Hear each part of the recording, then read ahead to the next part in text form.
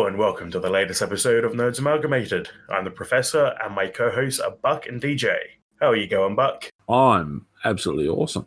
Marvelous, fabulous, awesome. It just keeps going up. Well, you know. Or do you mean awesome in the biblical sense? I tend to have people saying Jesus when they see me, but I don't know, maybe I'm just, it's the beard, I'm not sure. All you need to do now is turn water to wine and it'll be great. Why would you do that? You can just go to the bottle-o. See, in this day and age, it'd be more spectacular to turn wine into water because we need more water. We're in a drought. Be right back. I'm going to go order a pack of charcoal filters.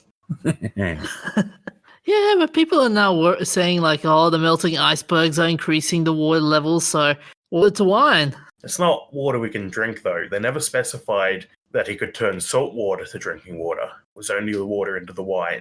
Anyway, how are you going, DJ? Because this is not a biblical argument podcast. If you want arguments, check out our friends, Disney vs. Disney. And there it is, the shape. I got it in early this week. Disney vs. Disney is hosted by our friend Zane, and it involves two hosts arguing over which Disney movie is the best. So, how are you, DJ? I've been good. Another week of assignments. Another crunch time. Crunch time. Mm-hmm. And I think Bucky understands the pain of assignments. Hey, I do too. I've got a degree. I've got two of them. I understand the pain of assignments. I enjoy them. It was more a comment of you using the term crunch time, trying to make it you're a computer software engineer or something like that. I love the sound deadlines make as they go by. Yes. I love the fact that I normally write my assignment, delete it, rewrite it half a dozen times before I submit it. And you still manage to finish it faster than George R.R. Martin finishes a book. Well, not much of a challenge. He was in competition with what's his name, Cameron, and whoever it is with StarCon. Oh no, they have also. He's also in competition with Robert Jordan, who managed to die before he finished his series. Hey, that wasn't intentional, and he constantly did produce good quality stuff. I'm sure George R.R. Martin is producing good quality stuff. It's just none of us are ever going to get to read it. Yeah, I don't know. Robert Jordan didn't stop from choice. I'm pretty sure he'd rather have kept going. Yeah. Although, mind you, Tolkien's a better storyteller than George R. R. Martin anyway. We know that. It's not up for debate. If you said Robert Jordan, you would have been in trouble, because that's a bit of a close call. Anyway, what is your topic about tonight, DJ? I've got a story about a Russian politician saying that adult comic book readers are absolute morons. Well, that explains you. Oh, I don't know. I don't know, man. You would also be that moron as well, but I don't read comics. Not even graphic novels? No, actually, I don't remember the last time I did read either a comic or a graphic novel. Anyway, who said this so we can vote them out if we're Russian? That's not going to happen. You can't vote out a Russian minister. Don't say that too loud. The KGB will be after you. Who do you think makes sure they can't be voted out? So the politician's name is Vladimir Medinsky. He's a Russian minister of culture, and he said this statement during the 32nd Moscow International Book Fair. And he admitted that comics were good for children up to 7 or 8, but not for adults. He did admit that collecting them would be fun, but never to be read. He does realise, of course, that all the scientific advancements that are happening these days are all inspired by comic books being read by adults. Yeah, I don't think he realises it. But he goes on. He goes on to further state. This is the full statement he says. So, and I quote: "Comics. This is for those who can read poorly. I have a very bad attitude to comics. Comics are like chewing gum, as you say. This is not food. Comics. This orientation should be for a child who is only reading up to 7, 8 years. But an adult to read comics is to admit that I'm a moron. I read comics. It is possible to collect them. It's fun, but not read." If comics are for kids, what do you reckon we give this guy's kids a copy of Berserk? Oh, No. Oh Um, no. I personally take great offense at this because I read comics and I like to think that I'm far from being a moron. I'm sure this is a mistranslation. What he meant to say was people who read comics are not morons. They are for kids at heart. I think we should just declare war on Russia with this one. Like, nerds and geeks of the world unite. Set phases to obliterate. Like, this is just ludicrous. He does realize, of course, that most of the geeks and scientists that Russia was stealing the information off during the Cold War and post-Cold War and up to today, whenever they go and steal ideas from other countries, most of those scientists are, when they actually manage to steal it, because they're actually eating their lunch or dinner or whatever while reading a comic book. I will play devil's advocate on this section though. There is an element where he's right though, because if you look at the current breed of comic books, look at hold on, let me finish. Look at the current breed of comic books, the art style, the dialogue, the themes they put at it. It's not like what you read the old days, like Watchmen or The Killing Joke, where you have thought into it. There's complex thought, like existential thought about life and death and time and reality. There's not in that in the modern strand of comics. Nowadays, comics is just basically about, okay, let's just put on a very generic storyline, put a bit of political elements into it just to make it look like it's deep and thoughtful, and that's it. Oh yeah, and there's nothing good on TV. All pop music is for idiots. Can I just take a wrong generation there, DJ? Can I just take a moment here to say these are not the thoughts and feelings of the rest of the crew of Nerds Amalgamated. That is purely the DJ's brain fart leaking out of his ears as diarrhea. Oh, come on! Wouldn't you agree? I mean, like this is also no. You asked me to let you. That you just sit there and shut up and listen. Don't worry, I'll do it for him. I'll just mute him in the chat. There's the guys like Jamie Johnson illustration who's working on the cover for the Teenage Mutant Ninja Turtles, which has got some amazing artwork in there. And the stories in that, last time I checked, were fairly decent. Like, some of it's pretty shallow, but there's a lot of fun stuff there where they're looking at science and all that sort of stuff as well. Then you got our extra member of the Nerds Amalgamated team, our raving reporter. Should we just clip this bit and ship it off to Sean? Yeah, Sean, who runs a business making comics. I'm sure to know his comics aren't any good. Yeah, and have you taken the time to read? Because comics also will cover things such as graphic novels. So you got things such as Hack Slash, which is the series behind TV series such as Dexter. You just climbed up on top of the bonnet of the car of life, squatted down, squawking like a bird, and took a great big almighty dump. And you missed the car and hit your own shoes on that one, I think, fella. He's fallen into the classic survivorship bias trap. The only reason things from the past seem so much better are because we only remember the good stuff. For every great Watchmen or any other great comic, there's a Squirrel Girl. Guys, I was meant to say that in terms of Marvel comic. Look at the big two, like Marvel and DC. Nah.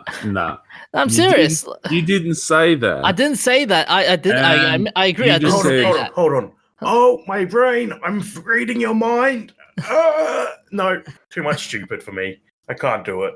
And like DC isn't like they have some little bits and pieces there, but they're not all the political. You just took an almighty dump on top of some of our most beloved culture. Now you're backpedaling. I'm not backpedaling. All I'm saying is, look at this is why when we get hate mail and so forth and death threats, it's all going to be at you. All I'm going to say is this is why manga is doing so much better than comics. Is this it is the though? reason why. Yeah. Because Man- manga has just man- as much stupid bullshit. Yeah, manga and anime, it's doing better because of the fact that it has a much more diverse storyline. But And for it's- every Death Note, there's I don't know actually. I don't. What's a bad manga? Ugh. Sword Art See, Online. that's it becomes subjective because they've got so many there that it's allowing people to have their own particular taste. Like, I'm not a massive fan of is it the Host Club? Oran High Host Club. Yeah, I'm not a fan of that, but there's plenty of people who are because it's doing pretty well and it's successful. And so that's the thing with comics, anime, manga. It's all we need to just respect and just accept each other and stop all this infighting and derision. Because if you go back to the love of what it is, it's the love of the impossible and the unbelievable, and also the faint dreams of a future that you'd want things to be. That's what comics and cartoons and anime and manga were about. Like, that's what Stan Lee had as his vision when he was creating some of his most iconic pieces. Yeah. In response to what the politician was what the Russian politicians was saying, a couple of publishers and comic book shop owners were all saying, "What the hell is this guy thinking?" As they would. That's their livelihood he's attacking. Yeah. One. So Dmitry Yakovlev said was a Russian comic book publisher. Said, "It's strange for me to hear this statement when comic centers or some corners of comics are organized in government offices and libraries across the country. Government money is allocated for this. Books are bought. There are people who work in these centers. Probably Medinsky aware of this." And if you want to read it, you can read it. We'll have the link available for you.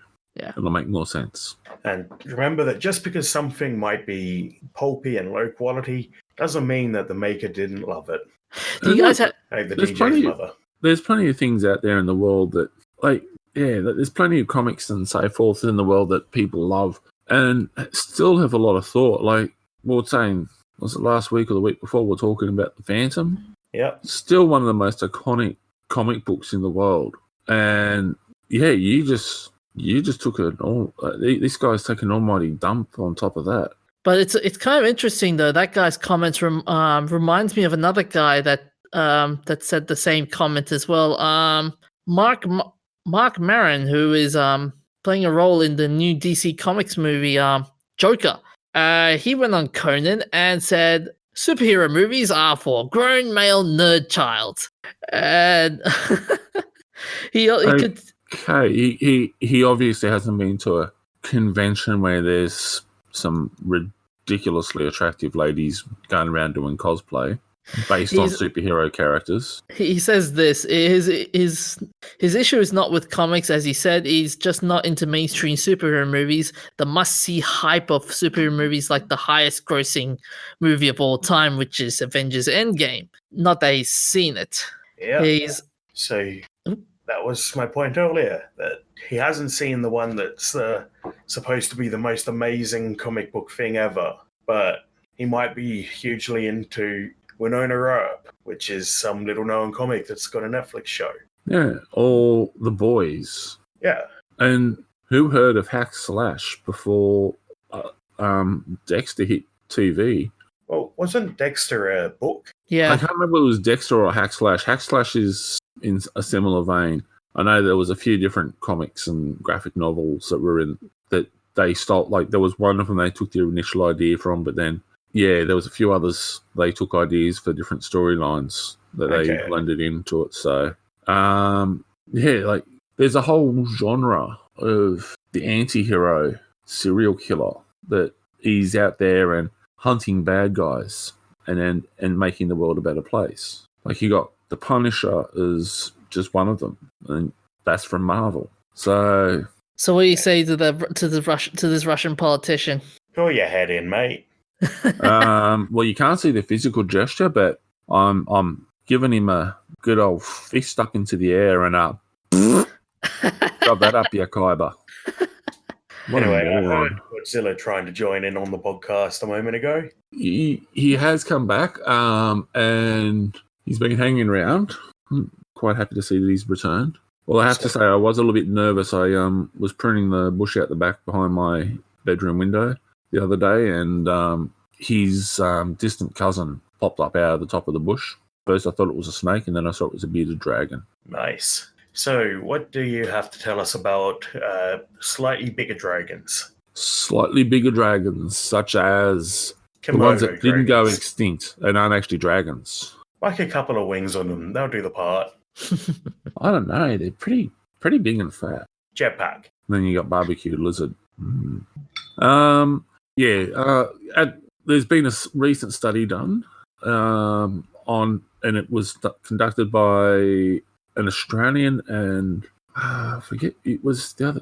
It was Shine and Ruchira Somawira. Both with the Australian CSIRO, Commonwealth Scientific and Industrial Research Organisation.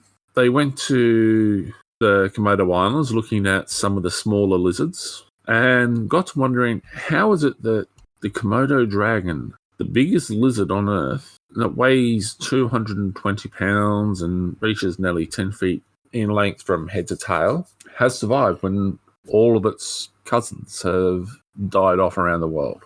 And so they started looking into it, and we've got to put it down to a few things. First off, we have to acknowledge the fact that the Komodo dragon is actually an Australian from about 4 million years ago. And they had an even bigger sister species, the Varanus praescus, who stayed behind and didn't go for a swim over to the other islands and spread out with the Komodos. If they had, they probably would have survived as well, especially when humans came along years later into areas such as the Komodo Islands where it's not really suitable for long-term human habitation. But they brought along buffaloes and pigs and so forth that the Komodos have decided are actually quite tasty as well, the same as people. They've there's factors such as that, and also because they're not particularly picky eaters and they can go swimming, they do eat seafood and each other. And if they're struggling to find a mate, heads up to some of the people we know that are struggling to get a date. They're able to follow the reproduction process of parthenogenesis, or more commonly referred to as virgin birth. And remember, there is nowhere in the Bible that says Jesus was not a bloody great lizard. And so for those people who are struggling to get a date and want to have children, look up the word parthenogenesis. It might save you some time. But it's actually quite an interesting article to read, and it's even been recognised. And I got to laugh at this. The American authors referred to it as Australia's Queensland University, talking about one of the specialists that's responded to it, Mr. Brian Fry, who's a biologist at the University of Queensland, not Queensland University. So sure is great. We only have one Queensland University, so everyone knows which one it is. Yes, we got quite a few, in fact. Including QUT, which has just gone to the top unis for the first time. It's in the top 150, isn't it, now? I don't know. I actually didn't have the link open. Okay. Yeah, here we go. It's now ranked 179th in the world's unis. Okay. Woo-hoo. And it's one of the young'uns coming up and flexing its muscles. That whole aspect of Komodo dragons using cannibalism to survive, it just reminded me of that scientist that came out a couple of days ago saying that in order for the human race to survive, we need to resort to cannibalism. It's just a mild proposal. Proposal, sorry. Human tastes like pork, apparently. Yeah, but the thing that gets me a bit worried is, wasn't this the same scientist who put in a big order for some coniva beans and a nice Chianti?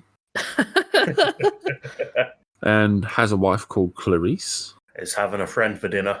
Yeah, that's his response to climate change, cannibalism. Right. Technically correct. Well, even in Austin Powers, they referred to babies as the other white meat. Oh. I'm not even gonna try. But no, like, honestly, I'm looking at this, and yeah, these beautiful Komodo dragons, and we've got to admit they are beautiful creatures. You got to respect the fact that they are such absolute monsters, and they've actually got a venomous bite. So yeah, hey, we had a couple of old people up in North Queensland who upset a goanna, and they got attacked, and their dog had to be put down. And the goanna was only a young'un from the sounds of the report, because it was only about 6 to 8 foot long. And the goannas grow up to almost the same size as the Komodo dragon. And yeah, they're lightweights in comparison. They're pretty skinny. They're just long and fast. Yeah. The interesting fact from Komodo dragons, the way they kill their prey is very interesting. It's the bacteria from their teeth, if I recall, that kills its prey. Yeah, they won't hunt you. They'll bite you, wait for you to die, then track you down. Mm-hmm. Which is actually a pretty clever hunting mechanism for a cold-blooded creature when you think about it, because they're generally not known for being speed demons and long-distance hunters. But if they can nip 4 or 5 different people or buffaloes and just wait for it to die from infection, hey, life works out good for you, doesn't it? I got a question for you, though. Would you call the Komodo dragon a scavenger or a predator? I'd say it's a cross between an ambush predator and a scavenger. Because I was going to say it's omnivorous. Isn't that just the definition for eats plants and meat? Yeah. Yeah, because they have been shown to eat some vegetable material occasionally, but yeah, because they go across a fair amount of different food sources. So yeah, they make do with whatever's available, including a busload of hipsters, vegan friendly. Sounds interesting. Let's put it. Let's conduct an experiment and see if it's true. Well, if you are what you eat, then eating a vegan would be a vegan-friendly meal. Would the Komodo dragon be able to say that he's eating salad by eating vegans? Would it give him the same amount of gas as it gives the vegans to eat a vegan-friendly diet? Oh, I hate it when people feed the animals vegan diets. That's just terrible. It's terrible. Some animals can do it, but not cats. The definition is obligate carnivore. So cats absolutely require meat or a supplement. Mm-hmm. They can't get all of the amino acids they need from plants naturally. The same with dogs. I think dogs can be given a vegan diet, but it has to be a very specific one. Okay, I was always told that they need to have some meat as part of their diet, because otherwise they just lose certain conditions and functions. Okay, it's kind of like the dinosaurs in Jurassic Park. They specifically bred them so that they would have to have supplements to survive, thinking there's no way they'll survive if they somehow get off the island. Well, that's why they wrote a sequel. Oh, I've got some interesting stuff here. They're saying a cat is unable to safely eat a vegan diet. Yes, that is what I just said. Ah. We were then discussing whether dogs can dogs eat a vegan diet? No, they can't. Okay. Yeah, because I do recall there was a famous YouTuber that tried to feed its Siberian Husky a vegan diet. Not a good sign. Not a good idea either. Poor dog. But yeah, Komodo dragons. So how many are there in the species entirely? Must be more than 1,000, I would assume. So can you repeat that question again? How many Komodo dragons are there? I'm not exactly sure. I haven't gone and counted them all out. But I know that the number of areas where they survive is shrinking, because they were on they're almost extinct. They're saying they are extinct in Borneo, but I reckon there might be 1 or 2 hanging on somewhere else, and then they got also in small pockets of Flores. But they got a picture here from off of Komodo Island, and I can see at least 3 all within close proximity of each other there. Strangely enough, there's no buffalo. From what I'm seeing so far, there are about 6,000 Komodo dragons, and that's off 2014. So it's been a while.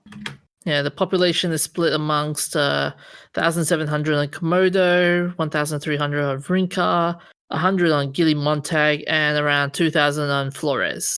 They're protected within the Komodo National Park. Okay. Anyway, moving along, our next topic is about preserving old apps and games. Because I found a discussion on Reddit the other day. Apparently, you can no longer download the Infinity Blade games from the App Store. Well, you can download them, but if you haven't purchased them before now, you can no longer purchase them because they've been pulled from the App Store. And it got me thinking of a few games I used to play when I had an iPod Touch that eventually got pulled from the App Store, and I could download the game, but it was impossible to buy any of the expansion level packs. Okay. Have we got a reason why this is? No, we don't know the exact reason. The theory seems to be that Apple is moving away from compatibility with older hardware, and Epic, who published Infinity Blade, has decided they don't care to keep it updated. Okay.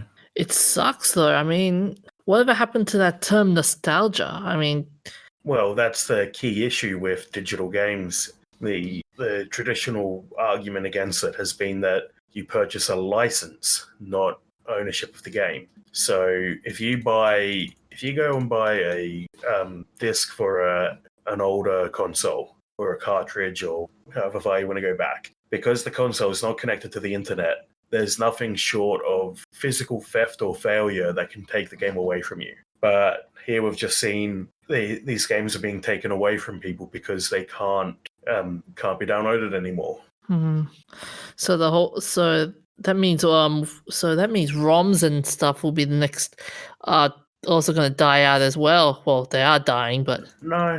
Nintendo has started up suing ROM sites again in the last couple of days. The reason for that is the link to what we covered about a year ago now, when they shut down Inu Paradise. Mm-hmm. They continuously go out and sue people for hosting copies of their games within their copyright allowance. So Nintendo's not breaking the law by suing these people. But this is a different story because there's not really a way to emulate an iPhone or to crack iPhone games so that you can reload them on a newer hardware.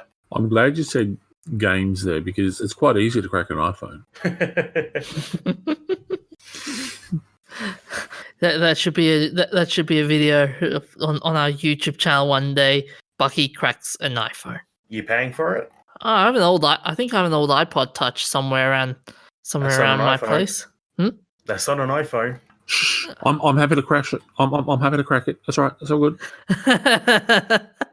I got just the hammer.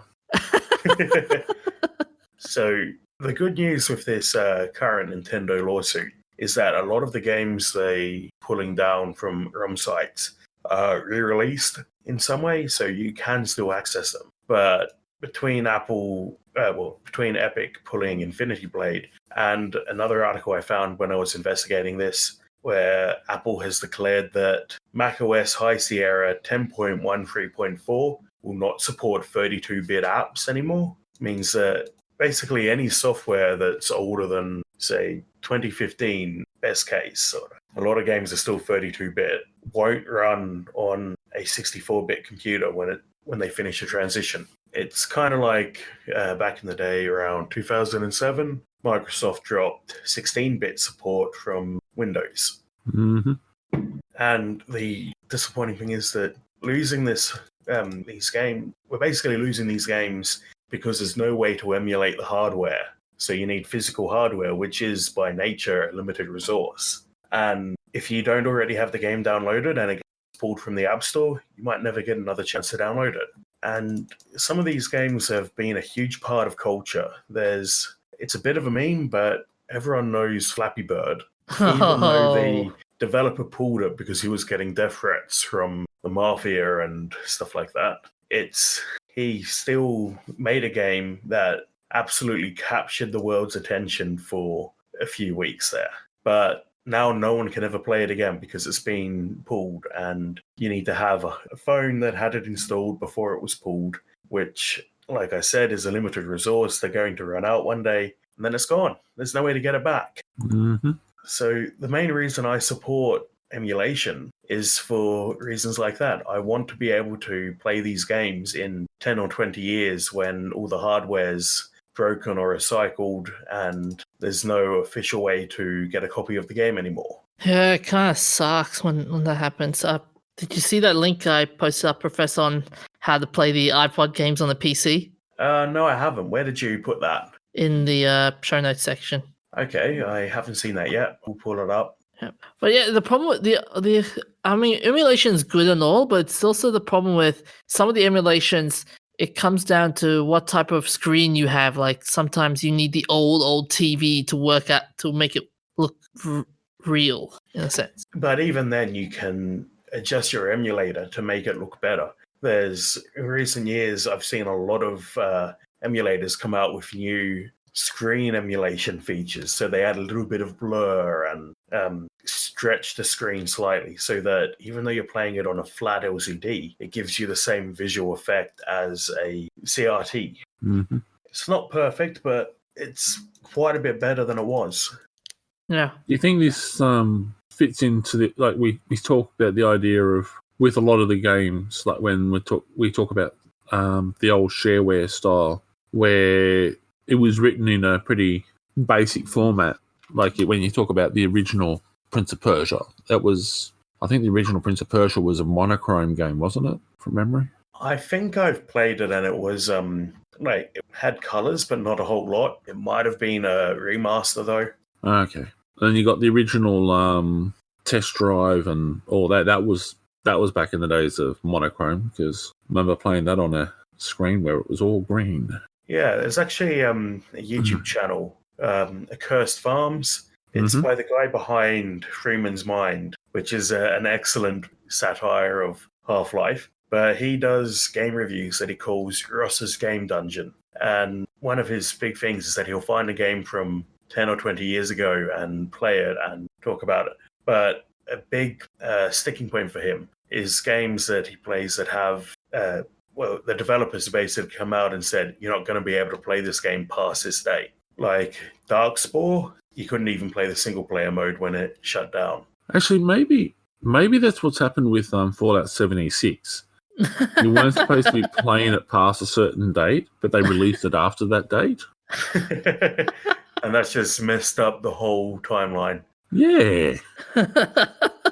Maybe that's the reason why it sucks so bad. Like that game is the living embodiment of the Dyson vacuum cleaner. It's got more suction than anything else out there. Well, it's not a Dyson. It comes with a shitty bag. Oh. Let's not also forget it also comes now with a very shitty fridge. Hey. Let's just ease back the language a bit here, won't we? I can understand you two have got potty mouths and you may have messed your pants, but come on. I'm not changing your nappies. Have you guys heard about that new news, though, with the fridge? Nope. No. So Bethesda has recently come out saying, okay, you can get a new stainless steel fridge for $7 in the Atom Store. So it's only available in-game? Yeah. Well, that's probably the reason why we haven't heard about it. We don't play it. But it's just so funny how people are extorting. I think that's the one. They're charging for cosmetic features for your game. Yep. Yeah, some of their prices for the cosmetics are pretty high from what I've heard. That's the one thing we'll miss from the old games. It's the whole microtransactions and loot boxes. Yeah. But see, like you got some of the games there where all you're allowed to buy are cosmetic items. You can't actually buy anything that enables you to improve your character's performance. My understanding is that Warframe's one of those games. Can you confirm, DJ? Yeah, you have to spend some money, for Warframe. You do, or you can, but it doesn't actually help you win. It doesn't help you. It doesn't help you win. It's just Cosmetic, yeah. Cosmetic. Yeah. That was it. That Path of Exile is the same. You can buy cosmetic upgrades, but it does nothing for you other than it makes you look pretty. Yep, it's an unfortunate side effect of the way the games economy is going at the moment. It used to be you'd buy an expansion pack and get a huge amount of content for one flat price. now it never ends. And for online-only games, you can buy your cosmetics, but when that game shuts down, your money's gone forever. Yeah. Anyway, we should move along to the shout-outs for this week. Whoop, whoop, whoop, whoop. Games currently missing. playing. You put the show notes in the wrong order. Warning, Let me danger, know. Will Robinson.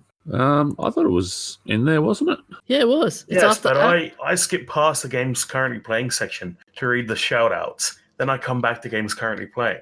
So if you swap them around, I would skip over shout-outs, read games currently playing, then come back up. I blame you, DJ. You're just weird. So what have you nice. been playing? I'm playing Warframe. It's been fun. I haven't digressed much into the story, but it's just fun, just exploring around the worlds. And they put a lot of with Warframe. They put a lot of emphasis on stealth kills rather than barging in there with all guns blazing, basically. Well, aren't you basically ninjas in a mech suit? You can. That's one avenue, but there are other avenues where you can also carry like rifles and shotguns and pistols. So you can customize your character to whatever they want. And I think I recently unlocked my tech tree, so I can customize my character to whatever attributes I can put into it. Is it an oak or a olive? For Your tech tree. I think it's an olive.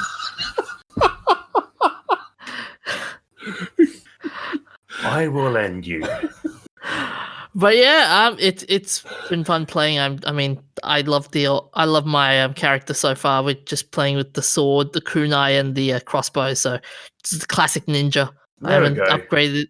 We knew you'd find true love one day. I know, right? So what are you playing, Buck? Well, I've actually gone for a fan favorite game. I am playing Orville, the interactive fan experience. I've got an interactive fan. I use it to keep cool on hot days. You can poke But your finger into it and it makes a noise. Does it make it? Oh, well, it probably would. I mean, you make a noise as well if you put it in the wrong way. Oh. So how is it? Is it a fully fan-made game or is it an official?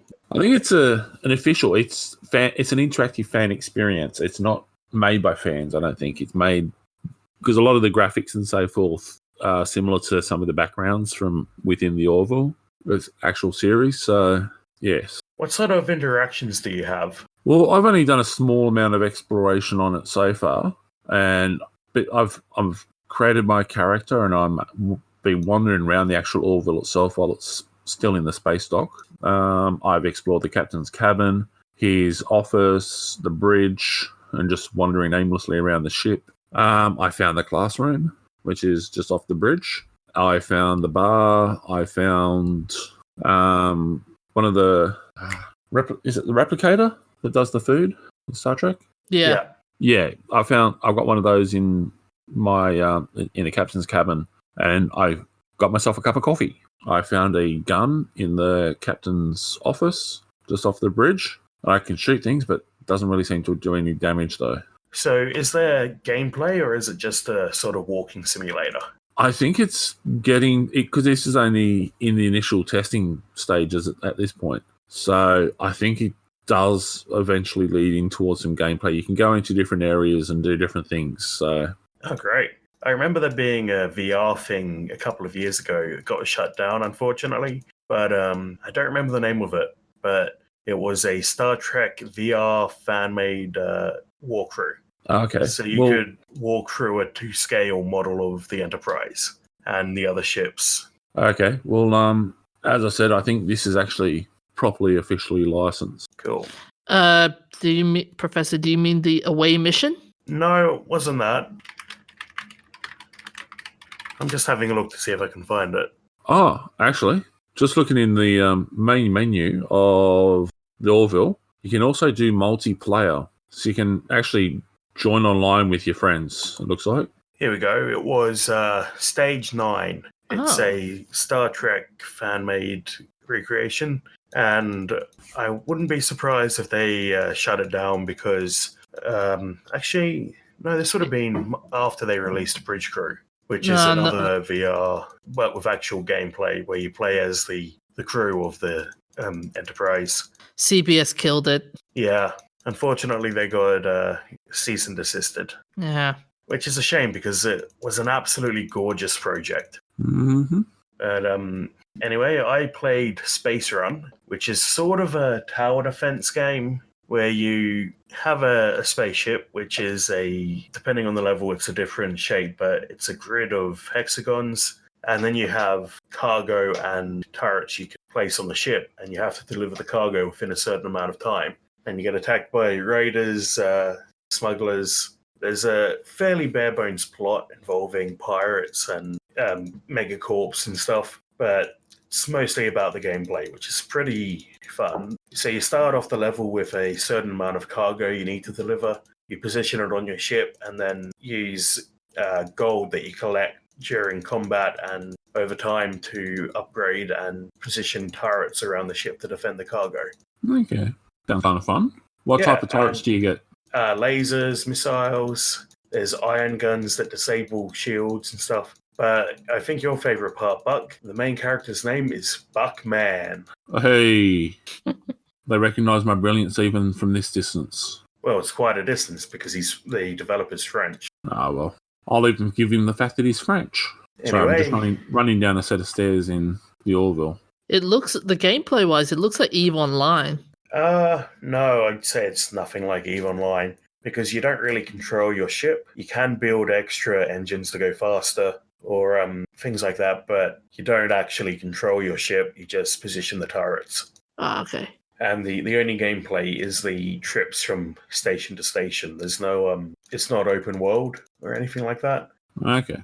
But anyway, on to the shout-outs for real this time. Our first shout-out this week is for the firefighters who are working up and down the Queensland and New South Wales coast fighting the firefighters. Sorry, fighting the fires, the bushfires. Yes, which tragically have already destroyed a couple of dozen homes. I don't think there's been any deaths yet, thankfully. Although they have actually caught a couple of kids on the Sunshine Coast who lit a couple of the fires, and they've charged them with arson and so forth. And an extra tag on to that shout out is there was a young girl down around near Coffs Harbour somewhere who donated her birthday cake to the Gulmarad Rural Fire Brigade just south of Yamba. She wanted them to have it because they needed it more than she did at the end of fighting all the fires. Yeah, I see in the article we've got in the show notes for this that the Country Women's Association were making lunches for them as well, and kids were writing letters to them. Mm-hmm. It's a horrible, horrible thing. Such a shame that the fires were deliberately lit on the Sunshine Coast and that they've lost the 100-year-old heritage-listed Binnabarra Lodge. Mm. And next shout-out. On the 8th of September 1965, the Monkees were born. A small ad in the New York Daily Variety attracted 437 young men interested in forming the world's first manufactured boy band. A young movie and TV director, Bob Rafelson, dreamt up a show about a struggling rock band. All that he needed was a band, or at least 4 insane boys. And after that, many other bands followed suit, like Bardo. So on the 9th of September 1999, the Sega Dreamcast, or the Sega, depending on which part of the world you come from, was released in America. It was the first in the 6th generation of video game consoles. It feels kind of weird to look at an Xbox 360, well, an Xbox One or a PlayStation 4 and be like, this is, what are we up to, 8th generation, 8th or 9th generation console. The history of games goes back a surprisingly long way. Yep. Unfortunately, the Dreamcast was a flop, despite having David Bowie's only computer game on it, and was the end of Sega's involvement in the console market. On the 9th of September 1839, John Herschel, the English scientist and astronomer, took the first glass plate photograph, which still exists, and experimented with color reproduction, noting that rays of different parts of the spectrum tended to impart their own color to photographic paper. And remembrances. On the 7th of September 2019, Robert Axelrod, also credited as Axel Roberts, and Myron Mensah, the American actor from Digimon, Cowboy Bebop, and Space Pirate Captain Harlock. He was also Lord Zed in Mighty Morphin Power Rangers, and Finster, the Mighty Morphin Power Rangers monster maker. He died at the age of 70 in Los on the 9th of September 1906.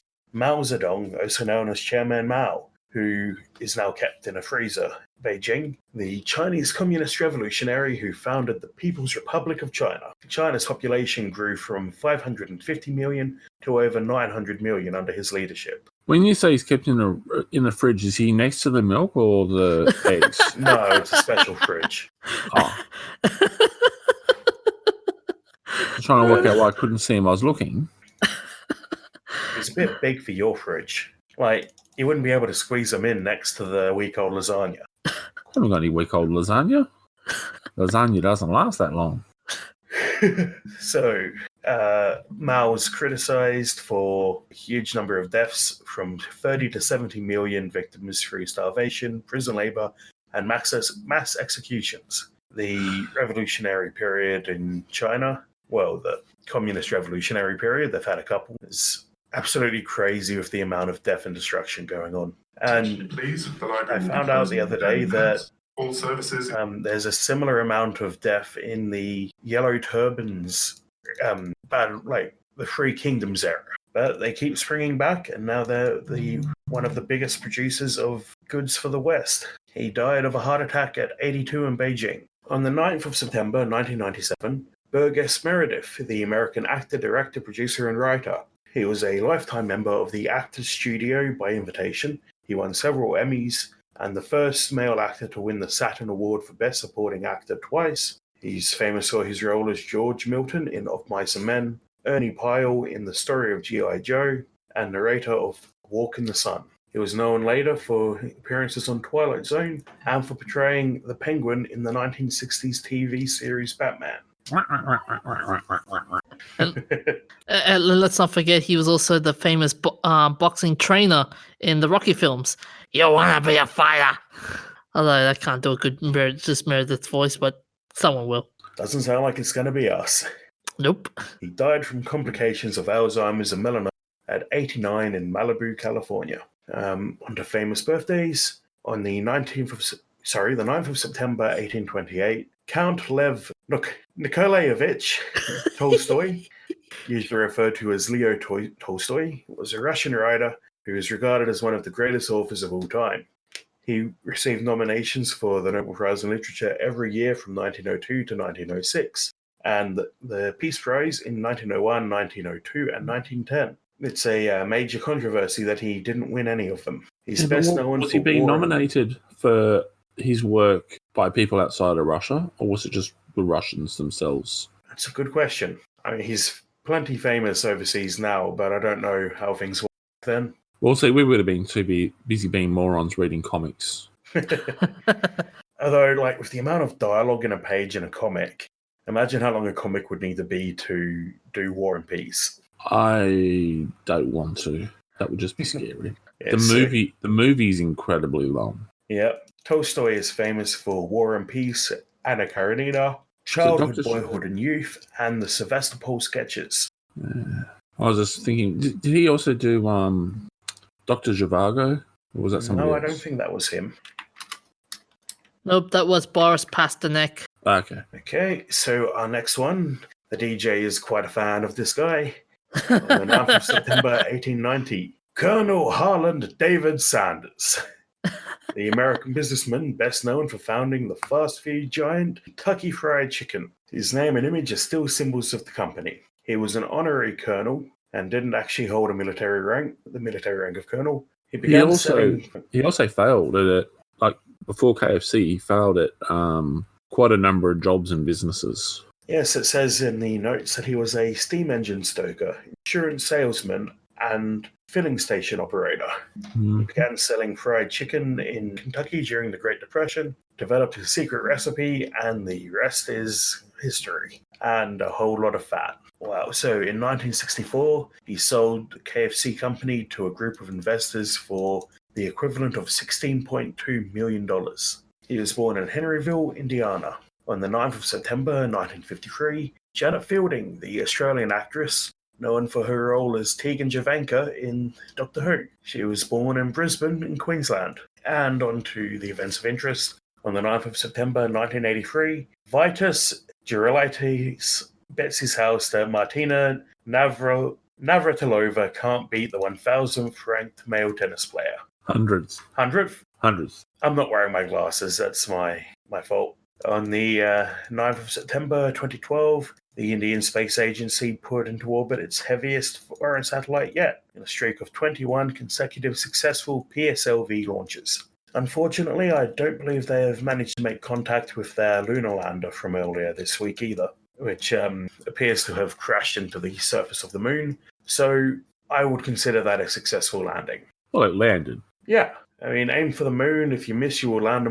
On the 11th of September 1940, the American Mathematical Society met at Dartmouth College in Hanover, New Hampshire, where George Stibitz arranged to have the computer connected to another computer in Bell Labs by telephone line. Sorry, a teletype unit was at Dartmouth College, hooked up by telephone line to computer in Bell Labs in New York. And this is the first remote control of a computer, which I now do all the time to fix things when people break them. So thank you, George Stibitz, for making my job easier. But that's all we have for this week. Do you guys have anything to add?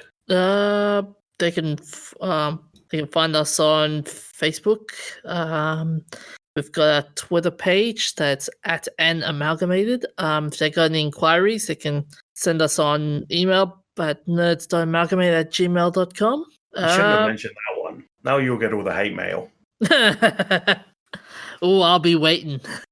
They can also find us on Spotify, Stitcher, and iTunes. And also at that's.canon.com. Along with all of the other That's Not Canon podcast family. Such as Disney versus Disney. Or You, Me, and a Poltergeist. Mm-hmm.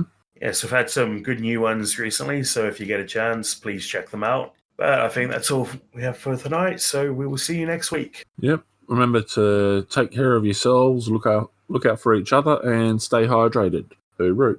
See you guys.